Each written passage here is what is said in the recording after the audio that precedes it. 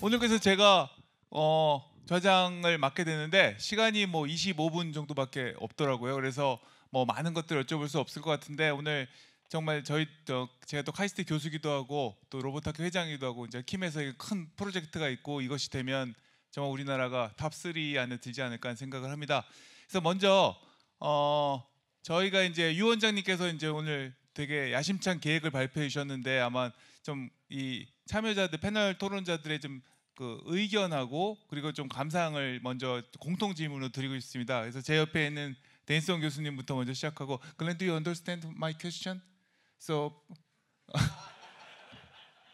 President, you explained the Kim's plan for the humanoid development. So I think you maybe understand some photos and some English interpretation, and then I think your opinion, and then what is required to improve the project quality kind of thing. So, 예, 댄슨 교수님 먼저 부탁드립니다.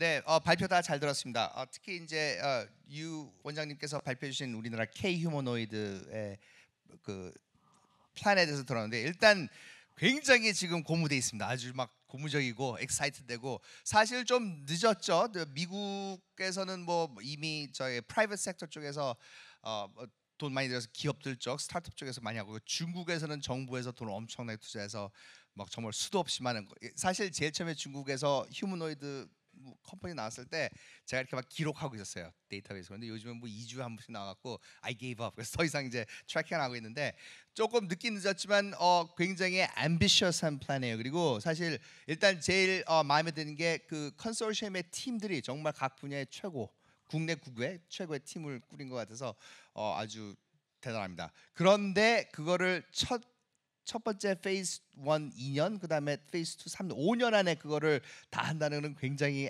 앰비셔스한 것 같아요. 뭐 불가능은 없죠. 하면 돼요. 근데 그 펀딩도 조금 더 키워야 될 것 같고, 하여튼 굉장히 멋진 팀에 아주 멋진 그 굉장히 높은 골에 하여튼 멋있는 계획이고요. 저도 참여하게 돼서 영광이고요. 이 기회를 통해서 우리나라의 로봇 산업에 기여할 수 있는 기회를 줘서 개인적으로 굉장히 아주 excited 돼 있습니다. 네. 네, 감사합니다. Glenn, it's your turn. Yes, thank you.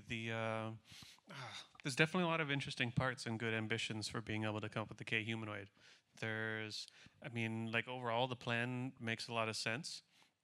There's always like generally a couple of concerns I've been wondering about just for like making humanoids. I mean, one is there's also a plan for making AI and data. Sometimes I get curious of whether or not the compute should actually be in the robot because that might need to be adapted kind of quickly for it to be updated. And there might also be some slightly like improvements that we can look at that are more in the area of like mathematics and machine learning to reduce the amount of data needed so we can help make that timeline shorter over the next little while. The one part that maybe it could be good to like include more from like a car type industry. Like there's a lot of companies making humanoid robotics. I also don't know how long they're going to last. And by that I mean like mechanically. That's probably even a better question for you because I know there are people making humanoid robotics. Like even I have some of the Unitree humanoids in my lab, but they're only warranted to last for a year. So like that's maybe not the lifetime we're going to shoot for if someone is and a company is going to invest in buying a lot of these. Most other industrial robots have like minimum 5-10 year lifestyles. So you don't need to aim for that in like the first try, but keep that in mind as if we really want to make this a long-term like solution to many different industries. Yeah, thank you. 예, 김지호 형님 부탁드립니다. 예. 공통 질문입니다. 예, 기계연구원의 오늘 프로젝트 발표한 걸 보시고 근데 어떤 느낌이라든지 아니면 뭐 감상, 보완점 또 우리가 조금 더 추가해야 될 거라든지 뭐 또 선배 또 로봇 분야 선배 또 연구자로 오랫동안 더 연구를 하셨기 때문에 아마 그런 쪽에 또 말씀 잘 하실 것 같습니다. 예. 그 기계연구원에서 원장님께서 발표하신 자료는 그냥 정답을 보여드린 거고요. 비밀 카드가 저는 있을 거라 생각해요. 그게 이제 우리나라를 진짜 강자로 만들어 놓을 수 있는 그런 역할을 해주시길 기대하고요. 만일 그런 좋은 계획이 있으면은 저라도 이런 자리에서 발표 안 하겠죠? 발표 안 하고. 그래서 아마 그건 따로 준비하고 계신 것 같고 저는 아까 제가 말씀드린 것처럼 제가 성공과 실패도 엄청 많이 경험해봤고 그런데 그거 할 때 제일 영향을 많이 끼치는 게 뭐냐면은 강한 고객이 있냐 그거더라고요. 그래서 기계연구원은 일부러 뭔가 그런 강한 고객을 만드는 그런 노력을 해주시면은 좀 더 속도와 성공도 면에서 더 빨라지지 않을까 그렇게 생각합니다. 예, 감사합니다. 유 원장님한테는 말씀을 드리면 본인이 말씀하신 거에 대해서는 감상할 얘기하려면 좀 이상해서 조금 질문을 바꿔봤습니다. 기계연구원은 사실 우리나라 기계 산업에 가장 앞서 있고 든든한 이제 그 연구기관인데 뭐 사실은 모든 기계 영역에 있는 중요한 연구들을 다 하는데 왜 2025년에 휴머노이드라는 것을 가지고 이제 이 멀리 대전에서 여기까지 새벽에 이 사람들을 모아오셨는지 한번 좀 말씀드리시면 좋을 것 같고 한 번 더 밖에서 보실 때 휴머노이드 연구가 이제 원장님 되셔서 또 휴머노이드 팀을 보실 때 어떤 차이가 있었는지 뭐 이런 것들 좀 말씀해 주시면 좋을 것 같습니다. 네, 좌장님 좋은 질문 주셔서 감사드리고요. 기계연구원에서 하는 부분이 세상에 실은 뭐 기계 아닌 게 어디 있겠습니까? 움직이는 모든 것이 기계고 눈에 보이거나 보이지 않거나 다 기계 시스템 바탕 위에서 움직이고 있는데 그런데 왜 휴머노이드냐 뭐 이런 말씀을 주셨는데 저는 휴머노이드가 인공지능과 로봇공학이 결합되면서 급격하게 이제 게임 체인저로 부상을 하고 있습니다. 그리고 한국에 특수한 상황도 있고요. 우리가 제조업이 강한데 인구 구조 변화로 여러 가지 어려움이 또 직면되고 이것을 해결할 수 있는 국가적인 솔루션이 휴머노이드가 아닌가 저는 그렇게 생각됩니다. 이제 두 번째 질문 주셨는데 외부에서 또 내부에서 보는 휴머노이드 그런 말씀 주셨는데 휴머노이드 글로벌 탑 전략연구단을 이제 기계연구원, 애투리 생산기술연구원이 주도해 나가지만 굉장히 두려움이 큽니다. 그 두려움의 기반에는 휴머노이드 로봇에 대해서 일반 대중이나 정치권이나 국가에서 가지고 있는 기대 수준과 현대 우리가 보유하고 있는 기술과의 갭이 진짜 좁히기 어려울 정도로 갭이 너무나 큽니다. 그 갭을 어떻게 줄일 수 있을 것인가? 어느 순간에 그 기대 수준의 실망스러운 어떤 결과를 보일 때 갑자기 또 로봇 러시가 로봇 또 캐즘으로 올 수도 있는 부분이고 그런 부분에 있어서 한국기계연구원이 굉장히 큰 책임을 가지고 앞에 말씀드린 탑3 글로벌 기술 리더 탑3 말씀을 드렸는데 반드시 해야 되고 그래서 저는 글로벌 탑 전략연구단 휴머노이드 전략연구단에 참여하는 전체 참여 연구단께 저 마음 같아서는 혈서를 받고 싶어요. 이거 2년 이내 나머지 3년 이내 혈서를 받고 싶은데 그러면 국가인권위원회에 제가 불려갈 것 같고 혈서는 못 받고 맹세문을 받을 예정이에요. 그 정도로 우리가 시급하면서 또 간절합니다. 그런 부분을 말씀드립니다. 이상입니다. 뭐 혈서 받을 때 저한테 도움을 좀 하시면 저 도와드릴 수 있을 것 같고요. 예.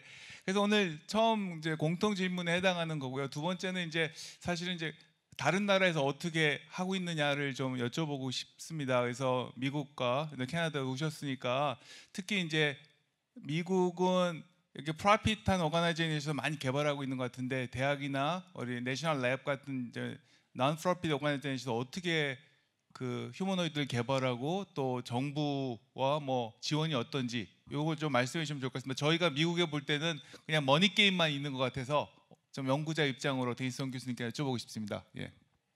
미국의 휴머노이드 요즘에 개발 오케이. 사실 휴머노이드 로봇 연구는 항상 아카데미아 학계에서 주도됐죠. 훌륭한 연구소들에서 대학원생들하고 교수들하고 열심히 연구해서 굉장히 많은 논문도 내고 새로운 지식도 내고 거기까지 왔었어요. 그런데 최근에 와서 좀 바뀌어지기 시작했죠. 이제 AI가 굉장히 중요한 역할을 하게 되면서 AI를 하기 위해서 필요한 그 GPU뿐만 아니라 데이터 센터 그거를 학계에서 감당할 수 없는 엄청나게 큰 그 펀딩을 구하기가 힘들어지죠. 그러면서 이제 또 프라이빗 섹터 기업들 또 스타트업 쪽에서 VC 쪽에서 돈을 많이 투자하기 때문에 요즘에는 휴머노이드 연구가 이제 프라이빗 섹터 쪽으로 계속 바뀌어지기 시작합니다. 게다가 요즘에 트럼프 어드미니스트레이션에서 계속해서 대학교를 계속 목을 조르고 저기 내셔널 사이언스 미션 펀딩 끊고 계속해서 끌어서 지금 요즘에 학계 쪽에서는 이쪽 연구가 굉장히 침체된 상태라서 거진 위기라고까지 저는 개인적으로 지금 현재 생각하고 있어요. 곧 바뀌어졌으면 좋겠어요. 그래서 그런 아주 좀 약간 과도기적인 상황이네요. 하지만 교육자로서 교수로서도 굉장히 자랑스럽고 자부심 있는 건 뭐냐면 그만큼 우리는 또 학생들을 계속해서 인재를 양성해서 인더스트리 쪽에 계속 서플라이 하거든요. 그래서 그 큰 빅 픽처에서는 굉장히 중요한 역할을 계속 하고 있습니다. 또 한 가지만 또 여쭤보고 스타트업 쪽에서는 어떠신지 좀 말씀해 주시면 좋을 것 같은데요. 아무래도 저도 좀 궁금해서요. 스타트업이 큰 회사들도 있지만 더 작은 회사들도 있을 거 예, 아니에요. 작은 회사도 많고요. 아직 사람들이 잘 모르는 그 스텔스로 막 시작하는 스타트업도 굉장히 많습니다. 뭐 휴머노이드면 그냥 보면 그 사람같이 생긴 휴머노이드라고 생각하는데 같이 걸어다니고 똑같이 움직이고 그러는 것도 접근하는 방식도 다르고요. 기계적인 것뿐만 아니고 소프트웨어적인 뭐 알고리즘 쪽 방면에서 굉장히 새로운 점점 참신한 아이디어로 젊은 친구들이 이런 조그만 스타트업을 시작해서 그게 VC 쪽에 눈에 띄어서 돈을 많이 받아서 하는 데들이 굉장히 많습니다. 뭐 모든 다 스타트업이 다 전부 다 성공하는 아니지만 이렇게 많이 알거든요. 많이 보고 듣고 자문도 해주기 때문에 굉장히 익사이팅한 그런 게 많아요. 그래서 아주 그런 면에서는 굉장히 익사이팅한 시기라고 생각합니다. 예, 감사합니다. So Glenn, I have some question about the Canadian situation. So Canada is not a China and United States. Maybe they are targeting third and fourth place in the robotics research. So I think I'm going to ask you about the Canadian some government support for the robotic research, and then so kind of research direction in Canadian robotics community, that kind of thing. Yeah. Yeah, happy to. Yeah, Canada has I guess an interesting relationship with coming up with like hardware and robotics over the kind of recent history, because it's interesting that Canada seems to have like a really large kind of collection of a lot of the minerals things to actually be able to construct a lot of these systems, but doesn't tend to get as much, I guess, into the robotics industry. I mean, partly it's because Canada's also worked really hard to try to maintain their, I guess, more top-class understanding in terms of AI and machine learning. So they've had to make some choices between like being able to spare resources to go after these types of, I guess, systems and industries as well. That being said, it's been getting, in some ways, easier in the recent years, partly because of a lot of great other manufacturing systems. So it's like it's cheaper to at least come up and make some custom robots than it was 15 years ago. These days, you can buy printers, you can order parts that you can manufacture. So I could like technically design like a robotic system in my lab and mail in most of the parts and maybe do assembly myself, which is not something you could easily do from before. But recently, there's definitely been a large growth, because there's a couple of areas in the industry that were also mentioned in a few of the presentations that are really important for Canada, partly because of the raw materials. So we're very interested in robotics that can help with mining, things like that. These are not very hospitable conditions for most people. So there's a lot of systems being developed there to kind of like survey, process mining fields, locations, develop better systems to extract that stuff, and kind of shorten the time span it takes to be able to go through this process as well. And I guess there's becoming much more of an emphasis on using kind of machine learning in these systems, because there is, like I was saying, many great robots already. They're just not quite as adaptable to just feel like, okay, I guess the thing maybe we're also shooting for the humanoid robot is I just want it to be able to take like any task I'd normally do, because maybe there's some things doing the laundry maybe more complicated than that we can devote these things to in the future, and then we can move on to the more complicated stuff, and the humans can do the stuff we don't know how to do yet. Okay, so I think that you're also eager to work with researchers in KIM, right? So I think this institute.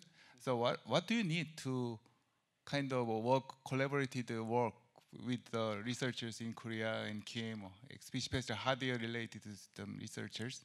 So what do you need? Is it just money, or just data, or just the people? No, it's never quite that simple. And basically, like kind of just throwing money at a problem is never quite the solution. You need to have like a much smarter plan than that. So then doing some of the like collaborations with people at KIM is a lot of figuring out like the manufacturing and like being able to design some of these robotic systems that'll fit, you know, the tasks that we want to solve them faster. So even like the earlier presentation was like I think it was form fits function. So if we want some most important tasks that we can all agree on for these robots to do, then how do we iterate quickly back and forth, where maybe that gives us some space where I can think of and work together on like, okay, here's maybe a control system to be able to do that, and then working with Kim, it's like, okay, now what's the like robust, solid robotics platform that'll actually be able to do those things for a long time, like at cost and making economical as well. So that's sort of why I see those collaborations. So it'll definitely be a sharing of a lot of knowledge going back and forth, being able to share probably like some manufacturing skills, some AI skills going back and forth, and then being able to have, because a lot of this is still going to be knowledge. It's not like you're going to send a robot to someone someday and like, here, this works perfectly. It'll be the like shared understanding of how to make systems in industries like these as well across, I guess, us and other countries. 오케이. 그래서 로봇 그냥 보내지 말고 사람과 같이 또 같이 컬래버레이션을 이렇게 계속 지속적으로 하는 게 중요하다는 말씀인 것 같고요. 예, 또 제가 저 존경하는 선배 연구자님이신 이제 김진호 원장 회장님께 질문을 듣겠습니다. 이제 로봇 전환, 로보틱 트랜스포메이션 RX라는 걸 강조해 주셨는데요. 제가 궁금한 게 이제 한국은 좀 급하지 않습니까? 그래서 5년 안에 후닥닥 할 수 있는 그 RX를 가장 빨리 실현될 수 있는 분야가 있을 것 같고, 우리가 장기적으로라도 이거는 꼭 잡고 있어야 된다라는 분야가 있을 것 같아요. 그래서 뭐 아주 단기에 우리가 전환할 수 있는 분야와 길게 할 수 있는 분야가 어떤 건지, 그리고 이게 킴에서 하고자 하는 이 프로젝트는 어떻게 연결될 수 있을지 이런 것들을 좀 말씀해 주시면 좋을 것 같습니다. 아까 제가 말씀드린 우리나라 국가 경쟁력에 영향을 주는 건 제조업하고 국방이거든요. 그러니까 그 두 가지 분야에서 RX가 빨리 이루어져야 되는데, 국방은 드론 중심의 RX가 이루어질 가능성이 많고, 그다음에 뭐 식당이라든지 이런 데도 뭔가 뭐 보급 창고라든지 이런 데도 뭐 RX가 뭐 이루어지겠지만은, 국방은 아무래도 드론 중심으로 이루어질 가능성이 많아요. 국방은. 왜냐하면 드론이 갖게 되는 그 공간의 어떤 굉장히 빠른 그 확보 이런 것들이 강점이 있기 때문에, 제가 늘 국방 쪽에는 드론을 디펜스 로봇 1의 준말로 이해해라.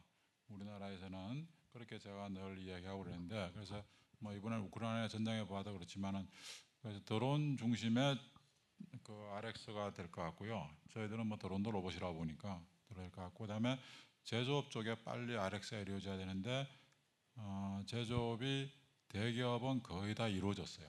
대기업은 거의 다 이루어졌고, 그래서 그다음에 우리가 지금 중소기업을 해야 되는데, 중소기업은 RX가 이루어지기 굉장히 어려워요. 왜냐하면 작업이 안 바뀌어요.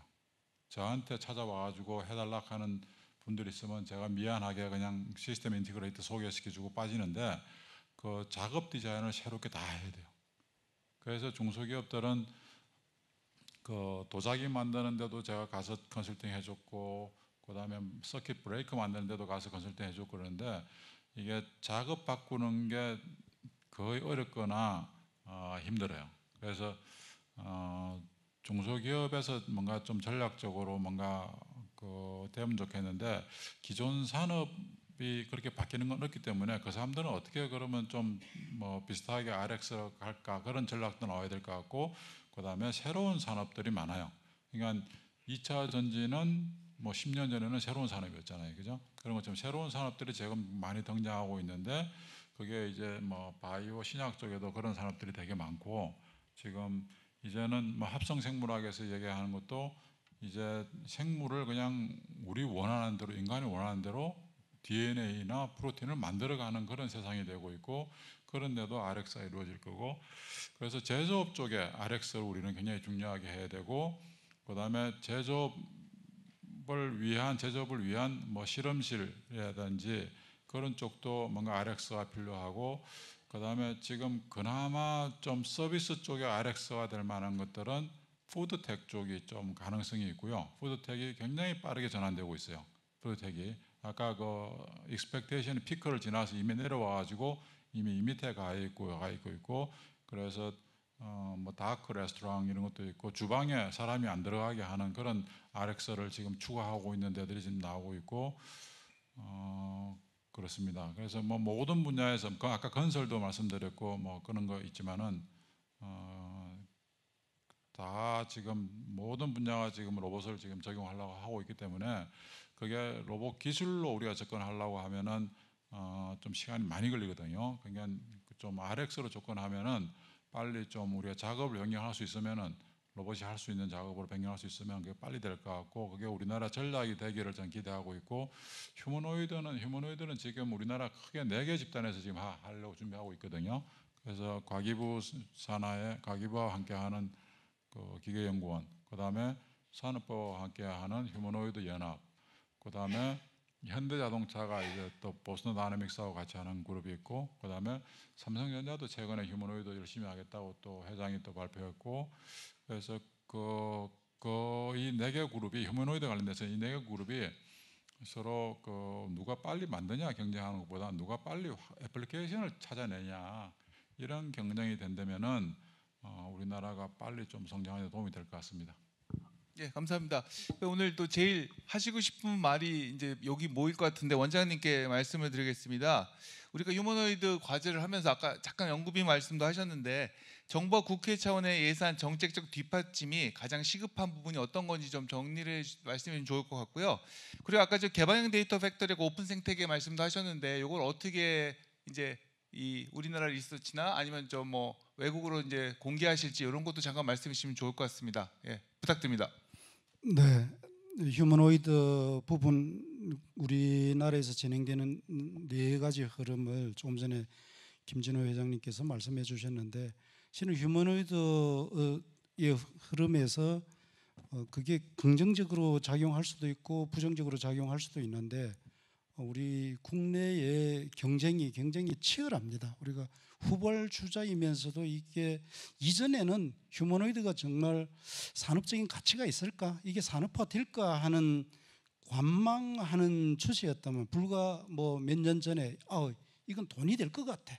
이건 우리나라를 바꿀 것 같아. 세상을 바꿀 것 같아. 이렇게 완전히 이제 생각이 바뀌면서 그 러시가 일어나고 있거든요.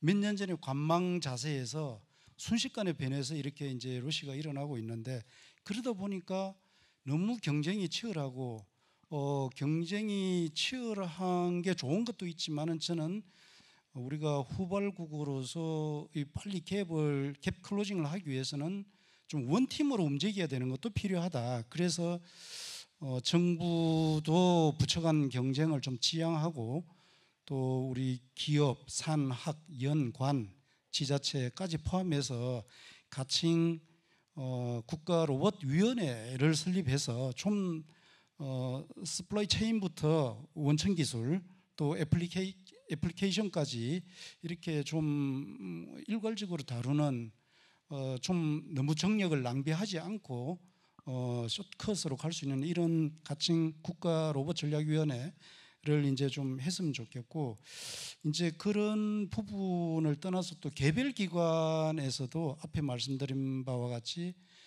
기술을 위한 기술 지금 굉장히 이게 로봇 분야에 휴머노이드 분야에 연구 자금이 쏟아지고 있어요.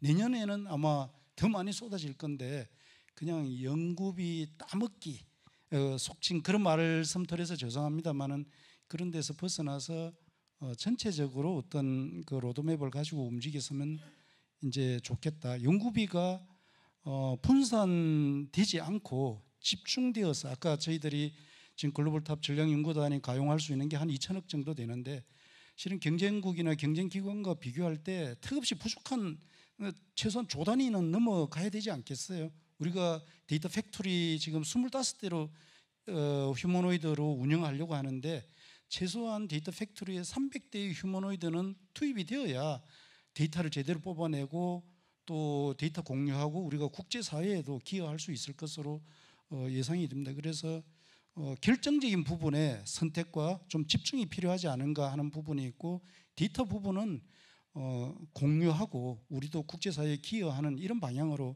가야 되겠다 이런 말씀을 드립니다. 감사합니다. 예, 감사합니다. 뭐 플로어에서도 질문을 받으려고 그랬는데 저 시계가 지금 40초 남았다고 저한테 지금 압박을 주고 있어서요. 오늘 사실 또 뭐 한마디씩 듣고 끝내려고 했는데 이게 될 것 같지가 않고 저도 잡혀가기 싫고 그래서 저도 그냥 오늘 추가로 말씀드리면 원장님 말씀하신 코디네이트된 그 활동에 대해서는 저도 적극적으로 찬성하는 바이고요. 다만 이게 이제 실질적으로 적용할 때는 이제 이게 중복성을 체크하는 그 프로세스가 제일 쉽거든요. 그렇게 되면은. 근데 사실 중국은 자체 플랫폼이 한 60가지 정도가 있습니다. 근데 우리나라는 아직 그 플랫폼이 풀로 나온 게 한두 가지 정도밖에 없는 걸로 알고 있어요. 그래서 여러 군데서 하다 보면 되게 좋은 게 여러 개가 나오고 그게 모여서 또 더 좋은 게 나오지. 뭐 누구는 팔 만들고 누구는 다리 만들어서 합쳐라. 이거는 좀 좋은 방향은 아닌 것 같다는 것들을 좀 지레 제가 놀래갖고 좀 말씀을 드리는 바입니다. 자, 타임 이즈 오버라고 됐습니다. 그래서 이것들을 마치도록 하고요. 오늘 정말 이른 아침부터 감사드리고 또 패널 분들께 죄송한 게 하실 말씀도 되게 많을 텐데 그냥 잠깐 얘기 답변만 하시게 해서 너무 죄송합니다. 네, 감사합니다.